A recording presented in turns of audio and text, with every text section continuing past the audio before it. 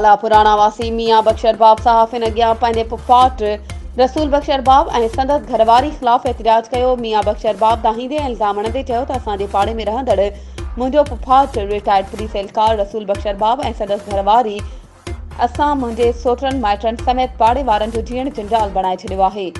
Retired police एहलकार मूं समेत मुंहिंजे सोटनि ऐं माइटनि ते संगीन इल्ज़ाम हणी कूड़ा केस दाख़िल कराइण समेत मुख़्तलिफ़ क़िस्म जूं असांखे धमकियूं ॾेई रहिया आहिनि।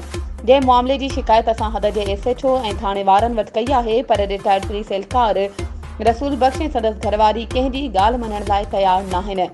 तंहिं करे आऊं सरवरी जमायत जे रुहानी पेशवा मखदूम जमील तमा IG Sindh DIG Hyderabad SSP Matiari समेत वसवारनि खे अर्ज़ु थो करियां त आऊं सरकारी मुलाज़िम आहियां, पर ही मुसलसल असांखे परेशान करे रहियो आहे। हिननि मां असांजी जान छॾाई वञे ऐं असां सां इंसाफ़ कयो वञे।